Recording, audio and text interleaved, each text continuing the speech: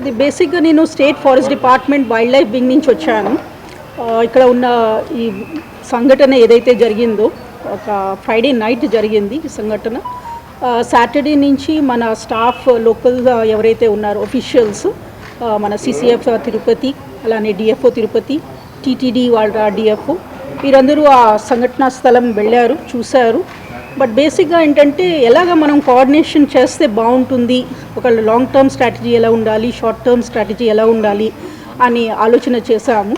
బేసిక్గా ఏంటంటే short term strategies ఇమీడియట్గా చేయవలసినవి ఏంటంటే అక్కడ ఒక వైల్డ్ లైఫ్ అవుట్ పోస్ట్ పెడదామని.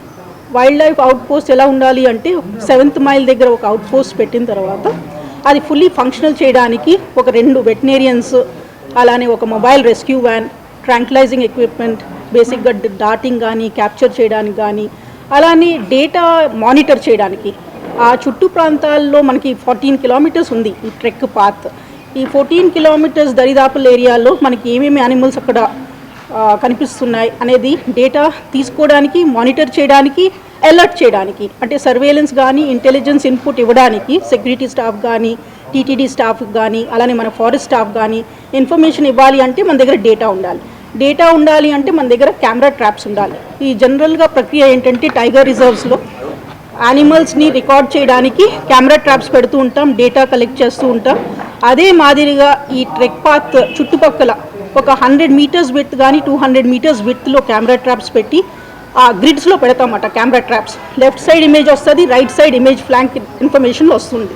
సో ఇక్కడ ఈ దరిదాపు ఏరియాలో లెపర్డ్స్ కానీ, స్లోత్ బేర్స్ కానీ, వైల్డ్ పిగ్స్ కానీ, ఇంకేదైనా జంతువులు అక్కడ సంచరించున్నవన్నీ ఇన్ఫర్మేషన్ వస్తూ ఉంటుంది.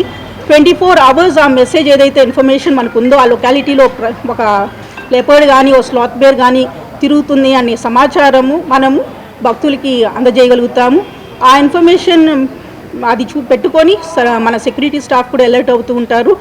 ఏ విధంగా భక్తులు మూవ్ చేయాలి అనేది ఈ ట్రెక్ పాత్లో గుంపులుగా మూవ్ చేస్తూ, అలానే డిఫరెంట్ ఏజ్ తర్వాత health conditions of the pilgrims చూసుకుంటూ రోప్ పార్టీస్ కూడా ఆర్గనైజ్ చేయమని చెప్తున్నాము. అంటే మనకి ఏదైతే శబరిమలలో కానీ వైష్ణోదేవ్ టెంపుల్లో ఎలాగైతే ట్రెక్కింగ్ చేస్తూ ఉంటారో వాళ్ళకి ఇలా రోప్ పార్టీస్ ఉన్నాయి. సో ఆ రోప్ పార్టీస్ మాదిరిగా వెళ్ళి తర్వాత age health conditions of the pilgrims కూడా చూసుకుంటూ ఎలా మూవ్ చేయాలి అనేది ఆలోచనలో ఒకటి ఉంది. రెండోది ఏంటంటే with reference to children, parents దగ్గరలో వాళ్ళ చిల్డ్రన్ని పెట్టుకొని సాయంకాల పూటం, అంటే మనకి ఎక్కువగా ఈ నాక్టర్నల్ యానిమల్స్ కాబట్టి వైల్డ్ యానిమల్స్ లెపర్డ్ కానీ స్లాత్ బేర్ కానీ ఈ సాయంకాలం అనేది 6 to 6 ఈవినింగ్ అవర్స్, అంటే మనకి డస్క్ టు డాన్ అంటాం. ఈ డస్క్ టు డాన్ ఎంత తక్కువ మనం పిలిగ్రిమ్ మూవ్మెంట్ పెడితే రిస్క్ అంత తక్కువగా ఉంటుంది, సేఫ్టీ ఎక్కువగా ఉంటుంది. సో అలాంటి కన్సిడరేషన్స్ తీసుకొని తర్వాత చిల్డ్రన్ ఆ ఏజ్ గ్రూప్ ఏదైతే 15 years లోపల కానీ 12 years లోపల కానీ చిల్డ్రన్ ఎవరైతే ఉన్నారో పేరెంట్స్తో వెళ్తే మాత్రం 6 to 6 మాత్రం ట్రెక్ పాత్లో దయచేసి తీసుకెళ్తే మాత్రం సరి అయిన జాగ్రత్తలు తీసుకోవాలనేది ఆలోచనలో ఉంది. అలానే రీసెర్చ్ ఇన్వెస్టిగేషన్. ఫస్ట్ ఇన్సిడెంట్లో ఒక లెపర్డ్ ఒక బాబు ఏదైతే అటాక్ చేసిందో, రెండో ఇన్సిడెంట్లో అలానే ఈ చిన్న పాపని అటాక్ చేసిన రెండో లెపర్డ్, ఈ 2 లెపర్డ్స్ ఒకటే కావా అనేది ఇన్వెస్టిగేషన్ చేయడానికి డేటా తీసుకున్నాము. ఫస్ట్ శాంపుల్ ఏదైతే ట్రాప్ కేజ్లో పడిందో ఫస్ట్ లెపర్డ్ దాని యొక్క డిఎన్ఏ అనాలిసిస్ చేస్తాము. అలానే రెండో లెపర్డ్ ఏదైతే చిన్న పాపను అటాక్ చేసిందో దాని యొక్క బ్లడ్ శాంపుల్ తర్వాత అక్కడ కలెక్ట్ చేసాం బౌల్డర్ దగ్గర. అలానే దాని హెయిర్ శాంపుల్ కలెక్ట్ చేసాము. ఈరోజు కూడా అది ట్రాప్ అయిన లెపర్డ్ ఏదైతే ఉందో దాని యొక్క హెయిర్ బ్లడ్ శాంపుల్ కలెక్ట్ చేసాము. ఈ 2 ఇన్వెస్టిగేట్, ఈ లెపర్డ్ ఒకవేళ ఆ పాపని అటాక్ చేసింది, ఒకవేళ ఆ మాంసం తిన్నది అని ధృవీకరిస్తే దాన్ని జూలోనే పెట్టేస్తాము. ఎందుకంటే ఒకసారి యానిమల్ హ్యూమన్ ఫ్లెష్ తినిన తర్వాత దాన్ని మళ్ళీ వైల్డ్లో వదలడానికి ప్రక్రియ లేదు. సో అందుకోసం మనం జూలోనే ఒకవేళ అదే లెపర్డ్ అని అనిపిస్తే ఏదైతే క్యాప్చర్ చేశామో అనేది ఒక వీక్స్ టైంలో మనకి ఆ రిపోర్ట్ తెలుస్తుంది. దాని బేసిస్ మీద చీఫ్ వైల్డ్ లైఫ్ వార్డెన్ వారు డెసిషన్ తీసుకుంటారు, జూలోనే ఉంచాలా లేకపోతే వైల్డ్లో వదిలిపెట్టచ్చా అనేది. సో బేసిక్గా ఏంటంటే యానిమల్ మూవ్మెంట్స్ ఈ ఏరియాలో తెలుసుకోవాలి అంటే మనకు ఒక strong wild life out post ఉండాలి, మానిటరింగ్ సెల్ ఉండాలి. ఆ వైల్డ్ లైఫ్ అవుట్ పోస్ట్కి మానిటరింగ్ సెల్కి 1 crore ఆఫ్ ఫండ్ అడుగుతున్నాము. 1 crore with includes vehicle support, తర్వాత ట్రాంక్లైజింగ్ ఎక్విప్మెంట్, క్యాప్చర్ ఎక్విప్మెంట్, అలానే వాటి యొక్క మానిటరింగ్ కోసం డేటా అందజేయడానికి కావాల్సిన ఇన్ఫర్మేషన్ అంతాను ఈ సపోర్ట్ అనేది టీటీడీ వారిని అడుగుతున్నాం. ఇది టీటీడీ డిఎఫ్ఓ వారు కొంత ఇన్ఫ్రాస్ట్రక్చర్ సపోర్ట్ చేస్తారు.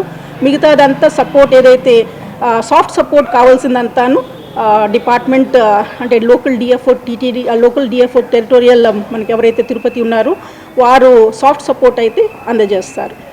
అంటే 3 రోజులు కంటిన్యూ 3 రోజులు కావాలనే తిరుపతి మళ్ళీ హంటింగ్కి వచ్చే అవకాశాలు ఉంటాయి. ఇష్యూ ఏంటంటే ఇది ఆపర్చునిస్టిక్ ప్రెడేటర్ అంటారు దీన్ని, లెపర్డ్ అనేది. అది కావాలని చేయు. బేసిక్గా తన దారిలో ఎవరైనా కనిపిస్తే ఒకటి ఏదో హంట్ చేసి ఉంటుంది, ఏదో వైల్డ్ యానిమల్ హంట్ చేసి ఉంటుంది. పాప దారిలో ఉంది కాబట్టి అది దాన్ని మాటు వేసి ఉంటుంది. బట్ బేసిక్గా అది యాక్సిడెంటల్ అయ్యి ఉండొచ్చు, కానీ తినాలనే ఉద్దేశంతో అయితే లేదు. అంటే ఇప్పుడు పడిన చిరుత చాలా వరకు అందరూ అనుమానించేది ఏంటంటే పాప మీద అటాక్ చేసింది కాదు అనేది ఉంటుంది. ఇంకోటి ఏంటంటే 3-4 చిరుతలు తిరుగుతున్నాయని చెప్పి ఒకటి రిలీజ్ అవ్వడంతో చెప్పడంతో జనాల్లో కూడా ఎక్కడ ఏదైనా కనిపించినా కూడా ఈరోజు కూడా దారిలో వెళ్తూ చిరుత వచ్చిందని చెప్పిన భక్తులు భయపడి కొంత అరుపులు కేకలు వేసి ఇబ్బంది పడాలంటారు. అంటే దీన్ని ఎలా గైడ్ చేయగలగాలి? బేసిక్గా ఏంటంటే టీటీడీ అనేది ఎంక్లోజర్, ఫారెస్ట్ ఎంక్లోజర్, శాంక్చురీలోని నేషనల్ పార్క్. మనకి శాంక్చురీ కానీ నేషనల్ పార్క్ తెలుసు కదా, ఎస్వి నేషనల్ పార్క్లో ఉంది ఇది. ఈ ఎస్వి నేషనల్ పార్క్ సెన్సస్ ప్రకారంగా there is an approximate amount of 25 to 30 leopards దరిదాపుల్లో ఉంటాయి. జనరల్గా లెపర్డ్స్ డిఫరెంట్ ఏరియాస్ ఈ కంట్రీలో ఏంటంటే ఒక 50 నుంచి 500 square kilometers టెరిటరీ కవర్ చేస్తూ ఉంటాయి. జనరల్గా వాటి ఆహార పరిస్థితులు కానీ వాటర్ కోసం కానీ అంత ఏరియా కవర్ చేస్తూ ఉంటాయి. సో ఇది అది కాదా అనేది నిర్ధారించడానికి మనం అనాలిసిస్ చేయాల్సి ఉంటుంది. దాని గురించి మనం ఐసర్ సపోర్ట్ తీసుకున్నాము. మేడం గారు కూడా ఒకసారి వచ్చారు, కలెక్ట్ చేసుకున్నారు శాంపిల్స్. ఒకసారి ఆ ఎవిడెన్స్ వచ్చిన దాని తర్వాత ప్రూఫ్ నిర్ధారించిన తర్వాత మనకు తెలుస్తుంది ఇది అదే కాదా అనేది. మేడం, ఒకటి 3 గంటలకి రికమెండేషన్స్ ఏమైనా ఇవ్వబోతున్నాను అంటే ఎలాంటి రికమెండేషన్ స్పెసిఫిక్ ఇది అంటే? ఫస్ట్ అండ్ ఫార్మోస్ట్ రికమెండేషన్ ఏంటంటే ఇది డాన్ టు డస్క్ వరకు అలౌ చేయాలి పిల్గ్రిమ్స్ని డాన్ టు డస్క్ అంటే 6 AM నుంచి 6 PM వరకు. That is risk free, maximum safety. కావాల్సింది అంటే మాత్రం పిల్గ్రిమ్స్ గ్రూపుల్లో వెళ్ళాలి. చిల్డ్రన్ని 6 PM తర్వాత అలౌ చేయడం మంచిది కాదని మా అడ్వైస్. అంటే కేవలం నడక మార్గం నెక్స్ట్ ఇంకా ఏమేమి సజెషన్స్ మేడం? నడక మార్గంలో పూర్తిగా అంటే ఇన్సిడెంట్ జరిగిన తర్వాత పూర్తిగా కట్టడి చేయాలంటే నడక మార్గం చుట్టూ జంగిల్ క్లియరెన్స్ ఏమైనా చేయాల్సింది ఫ్రీ మూవ్మెంట్ అంటే బేసిక్ విజిబిలిటీ కోసం ఇలాంటి రికమెండేషన్స్ ఏమైనా వచ్చాయా? బేసిక్గా డిపార్ట్మెంట్ నుంచి అదే అందుకుంటున్నాం మేము అంటున్నాం. ఫస్ట్ రికమెండేషన్ ఏంటంటే 6 AM నుంచి 6 PM అలౌ చేయమని ట్రెక్ పాత్స్లో బై ఫుట్. ఎందుకంటే వెహికల్స్ ఎలాగా పోతున్నాయి, థెరోఫేర్ ఉంది మన దగ్గర రోడ్స్ మీద. సో అది మాత్రం అది అరకట్టడం లేదు. మ్యాక్సిమం ఫుట్ మీద వెళ్ళేదని మాత్రం 6 AM నుంచి 6 PM వరకు వెళ్ళాలనేది ఫస్ట్ మేజర్ రికమెండేషన్. చిల్డ్రన్ ఏమో ట్రెక్కింగ్ 6 PM తర్వాత ఆపమని.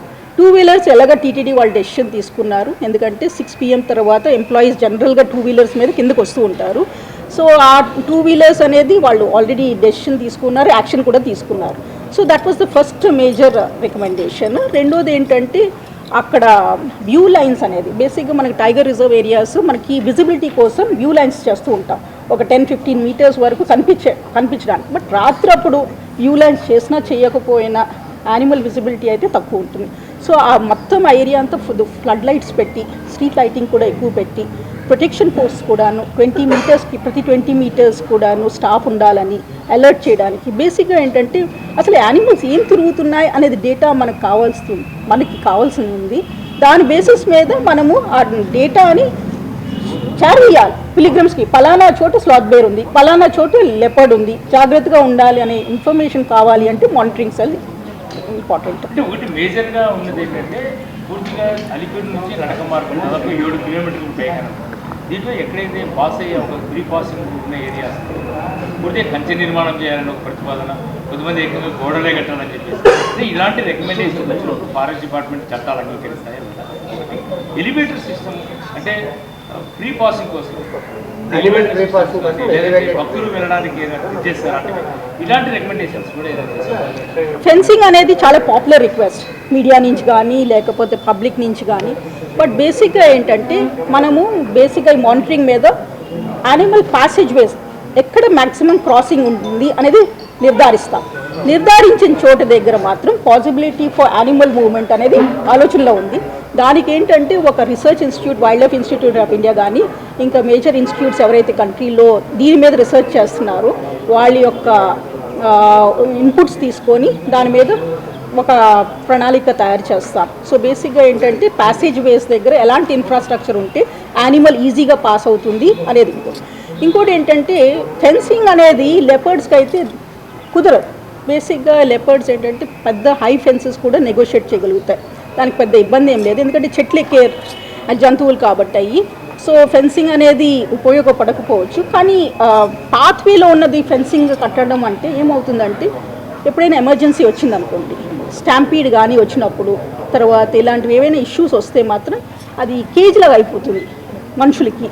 సో రేపొద్దున్న ఈ చిన్న విషయానికి మనం గొడవలు కట్టి రేపొద్దున పెద్ద ఇష్యూస్ వచ్చేటప్పుడు we will lose more lifes. అది ఆలోచనలో ఉంది. ఇంకా వేరే ఎక్స్పర్ట్స్ యొక్క ఒపీనియన్ తీసుకున్న తర్వాత ఏ విధంగా చేయొచ్చు అనేది ముందుకు తీసుకెళ్తాం. ప్రధానమైన ఆరోపణ ఉంది టీటీడీకి భక్తుల సేఫ్టీ ప్రియారిటీ, ఫారెస్ట్ డిపార్ట్మెంట్కి అనిమల్స్ ప్రియారిటీ. అయితే ఈ రెండు మధ్య సమన్వయం ఉండే సరైనటువంటి నిర్ణయాలు తీసుకోవట్లేదు అన్న వాదన బలంగా భక్తుల నుంచి ఉంది. అంటే మీరు మాత్రము అటవీ శాఖ చట్టాన్ని వన్యప్రాణులకు సరైనటువంటి సేఫ్టీ ఇవ్వాలా, వాటి హక్కుల్ని హరించొద్దు అని చెప్పేసి ఫారెస్ట్ డిపార్ట్మెంట్ వాదన. కానీ టీటీడీ చెప్తోంది భక్తులకు హై ప్రియారిటీ ఇవ్వాల్సిన అవసరం.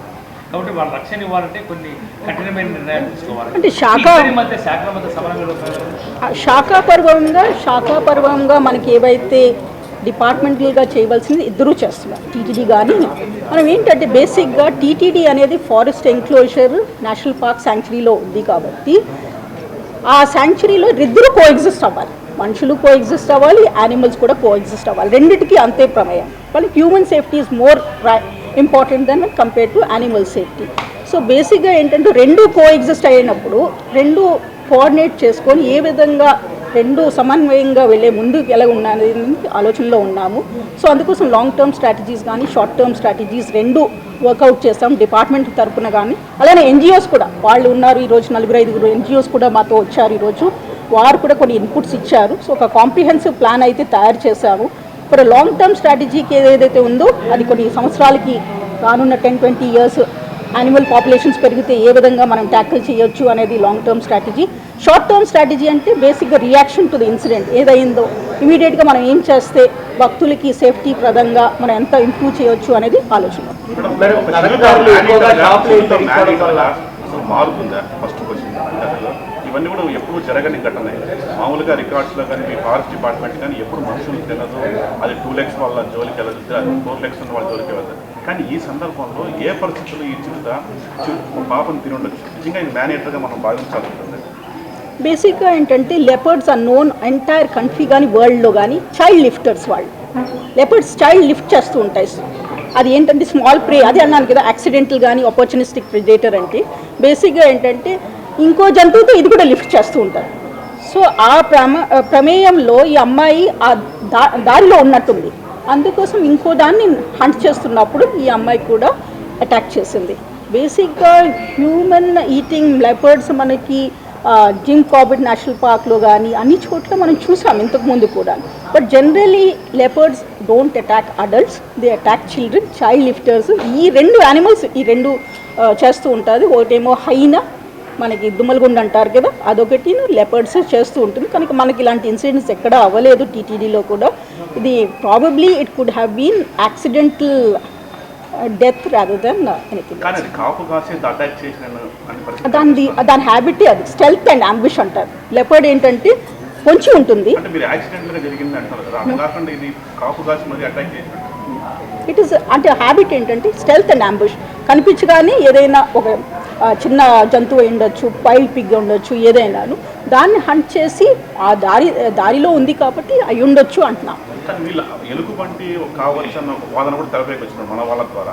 అట్లాంటి ఛాన్సెస్ ఉన్నాయి. అంటే ఎలుగుబంట నిజంగా ఈ మరి హ్యూమన్ హంటింగ్ చేస్తున్న ఆ స్థాయిలో అంటే మనిషిని అలా తింటుందా అనేది ఇష్యూ ఏంటంటే ఇది sloth bear territory, leopard territory కూడా ఈ రెండు మృగజీవులు ఈ టెరిటరీలో కనిపిస్తూ ఉంటాయి. స్లాత్ బేర్ యొక్క అటాక్ చూస్తే ముందు ఏంటంటే స్కాల్ప్ లాగేస్తారు, మన తల పై భాగం లాగేసి 2 గంటలు పెడుతుంది, అలానే హెయిర్ కూడా తీసేస్తుంది ఎలుగుబంటి. సో ఆ విధంగా మనం ఆ డెడ్ బాడీని చూస్తే మనకు అనిపించింది ఏంటంటే ఆ స్కాల్ప్ను తర్వాత ఈ పై హెయిర్ అంతా తీసేయడం వల్ల ఆ విధంగా. కానీ థై దగ్గర కొద్దిగా ఫ్లెష్ ఏదో తీసినట్టుగా మన పోస్ట్మార్టం రిపోర్ట్ చెప్తుంది.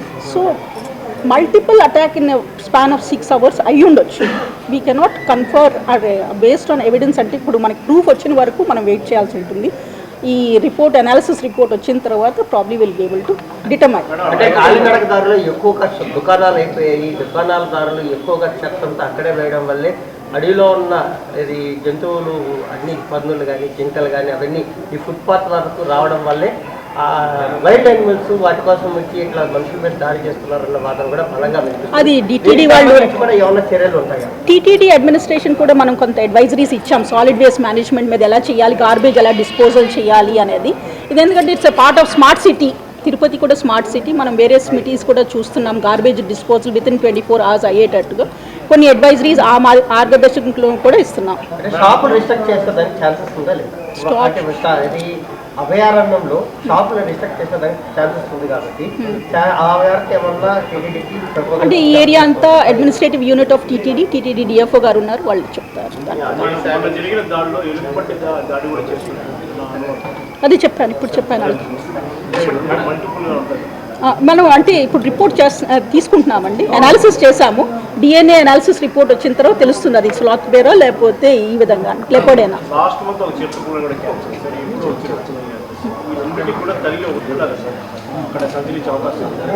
అంటే అదంతా నేను చెప్తున్నాను కదా, unless I get DNA report నేను చెప్పలేకపోతాను. అది డిఎన్ఏ